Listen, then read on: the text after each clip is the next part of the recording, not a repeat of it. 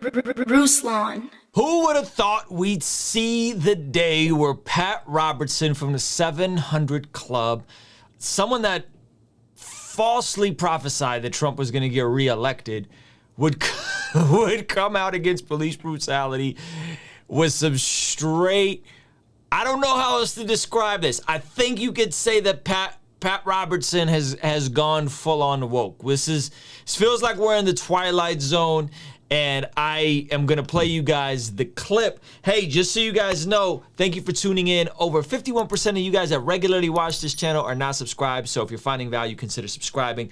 Without any further ado, let's just jump right into this video. It's trending all over Twitter. Sean King posted it. Everybody's going wild about it, and I'm just going to play you guys the clip and share my thoughts, because I never would have thought something like this would be coming from someone like Pat Robertson, only because, again, he's been fairly conservative.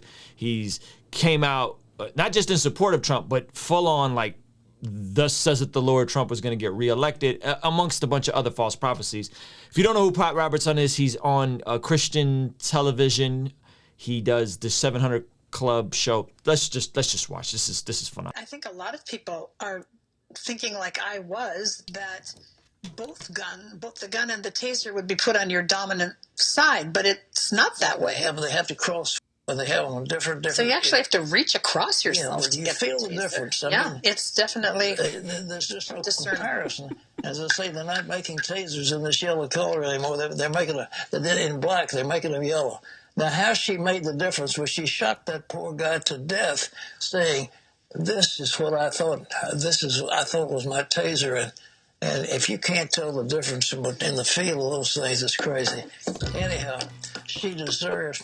But I am pro-police, folks. I think we need the police. We need their servants, and they do a good job. But if they don't stop this onslaught, they cannot do this. You know, the police in Virginia picked up a lieutenant in the Army and began to give him trouble. And our state police are highly trained. But why they don't stop this? And this thing is going on in Minnesota, but the Derek Chauvin, I mean, they ought to put him under the jail. He has caused so much trouble by kneeling on the death of George Floyd. It's just, on his neck. It's just terrible what's happening. And the police, why don't they open their eyes to what the public relations are? They've got to stop this stuff. Maybe they need more.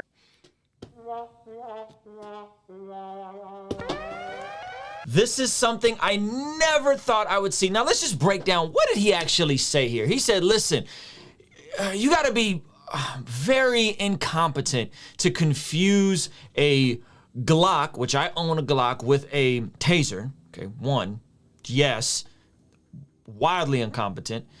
You have to also, in my opinion, this just shows the degree of incompetence that this happened 10 miles from where the George Floyd situation happens. You would think that in that area, while the defense is making its case, the verdict is going to come down in a week or two, you would think that in that area, they would be on eggshells, even more careful and cautious not to make a stupid mistake like this.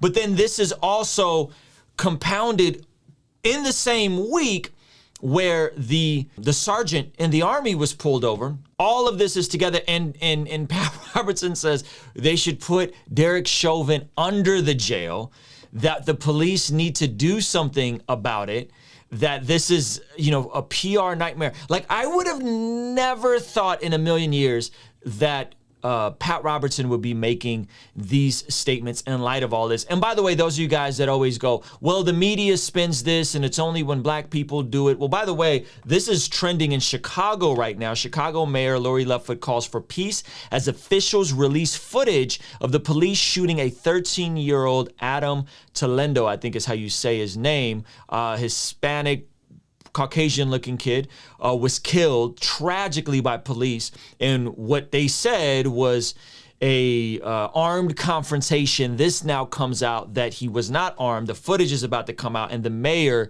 is pleading for, folks not to get violent and not to protest and riot. And so this is what folks have been saying for quite a while, hey, there's something here with this entire system of policing, and it disproportionately affects poor people and it disproportionately affects people of color. There's something here where some lives don't seem to be as valued as much, and for whatever reason, people have repeatedly ignored, diminished, minimized, battered, patronized people.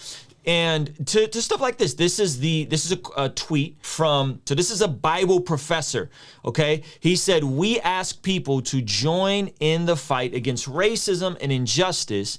Instead, some started a 5-year fight against their definition and perceptions of Marxism, socialism, etc., and tried to force us to prove our beliefs came from Jesus before they would help. Nah, I'm good. Hey, when folks were saying this stuff back with Trayvon Martin, folks were saying this stuff, previously 5, 7, 8 years ago, people kept pushing back. And then an organization rose up called Black Lives Matter that a lot of Christians and I think reasonable people have kind of distanced themselves from because of like the nuclear family destruction.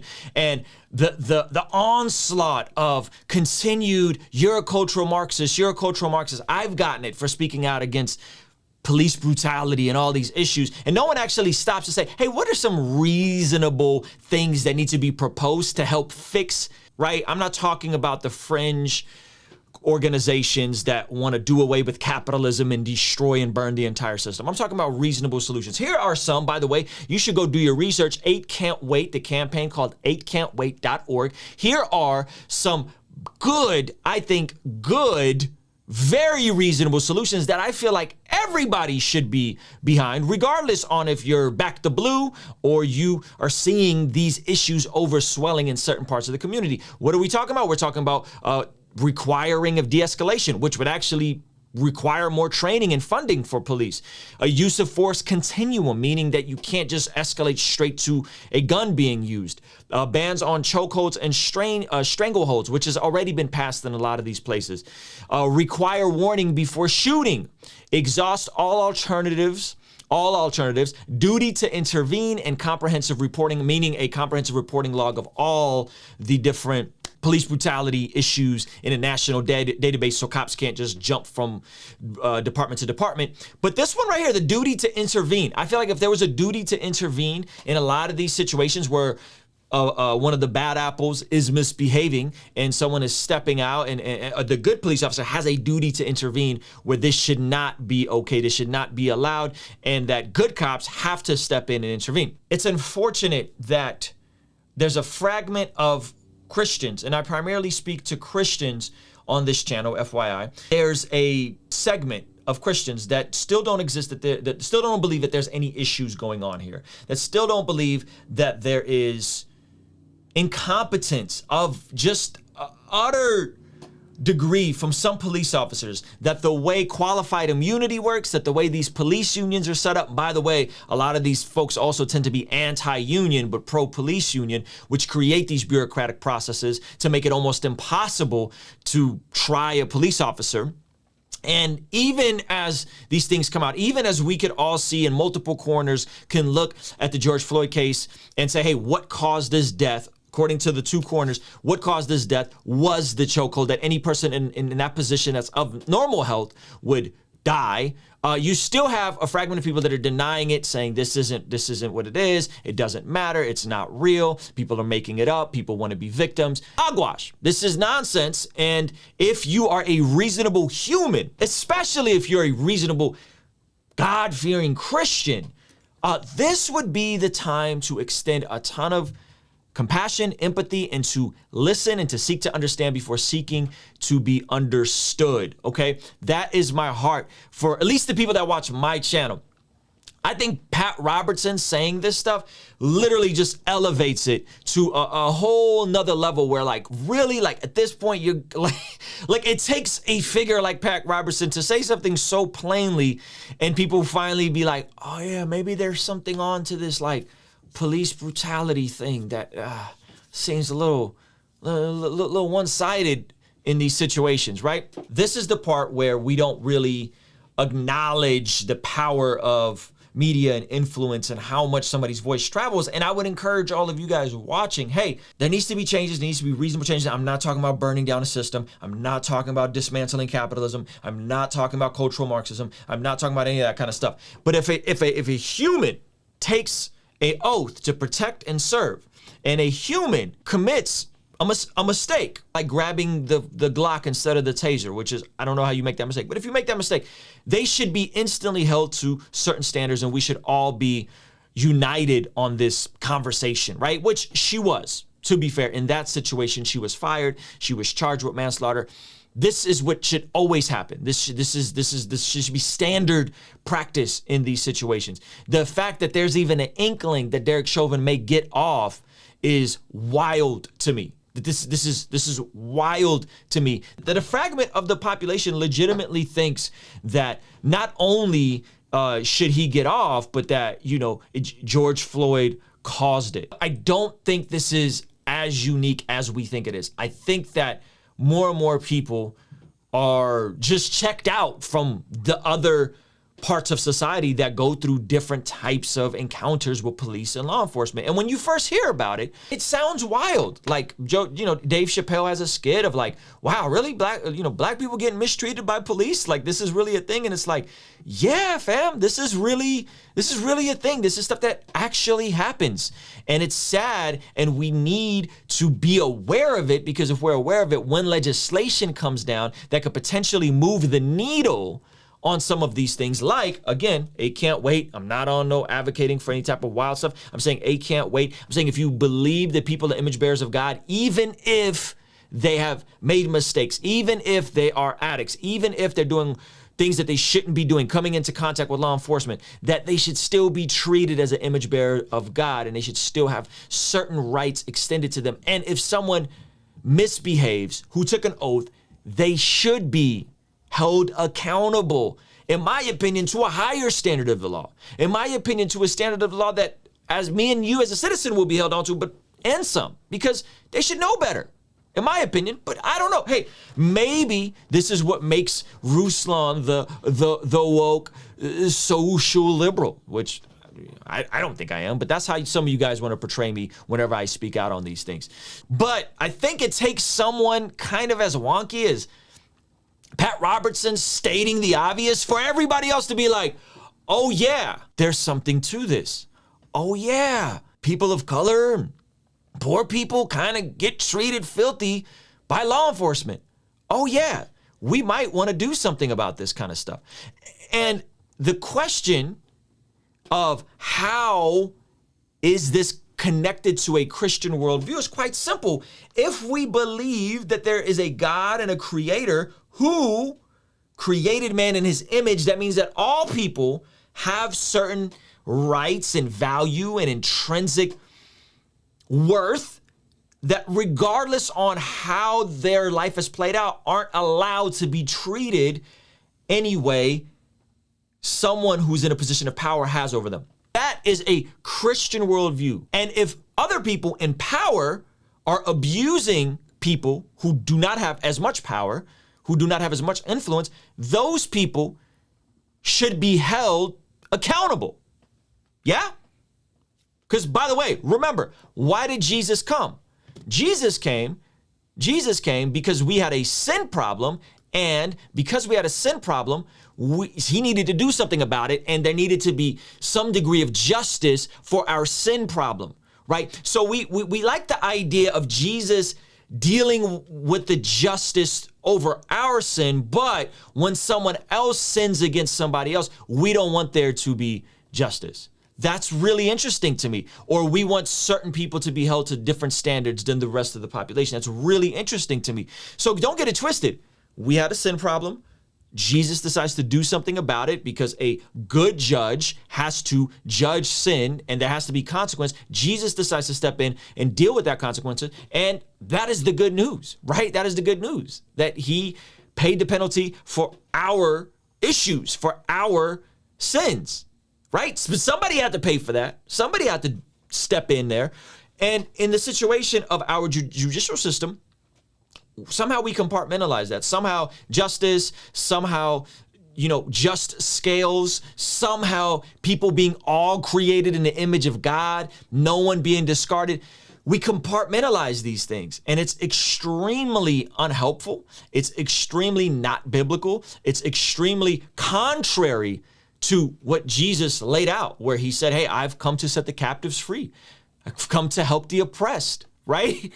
It's just so wild that he broke so many of these social barriers, that he created so much equality between men and women, between Gentile and Jew. All of these different things were a byproduct of the gospel, the byproduct of Jesus stepping in and doing something about it, yet we compartmentalize it and we somehow think that these things are not applicable to the here and now. That, hey, if I have influence, if I have any degree of influence, and there is an inkling that I can help change some of these things that are happening because I am a Christian, because I am a follower of Jesus, I do need to use my voice. I do need to speak up. I do need to say something, and I do, and you should as well. It's not that complicated. Guess what? When people are being trafficked, which happens, right? We can all unify and say anyone that's a part of that trafficking needs to be held accountable, even if it's a huge website like PORNHUB, right?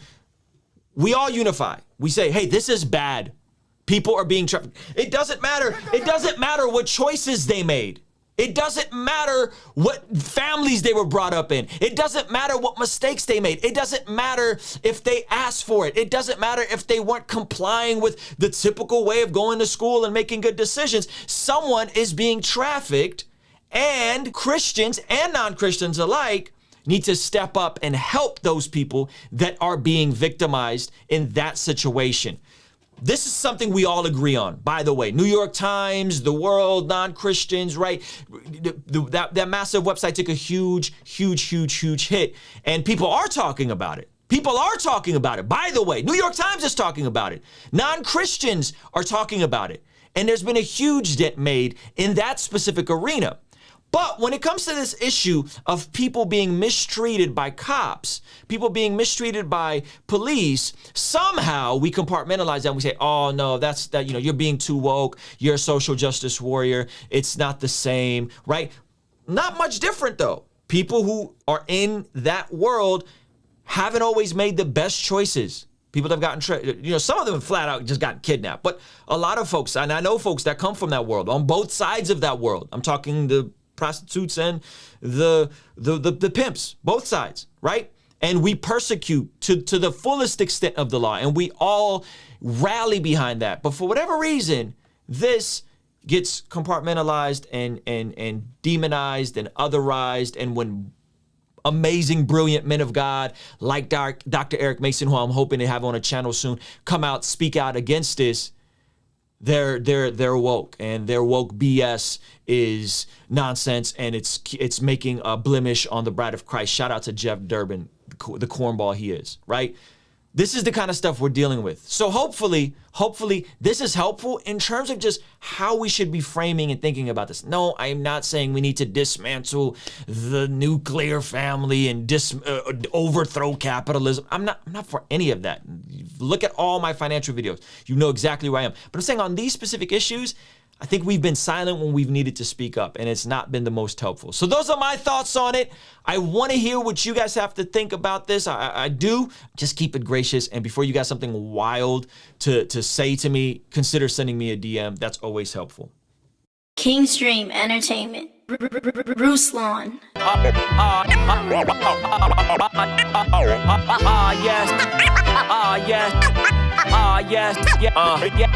saw my mama smile through the silhouette. Sunshine and all. But she don't know that I still feel like we ain't made it yet. No, I ain't lying at all.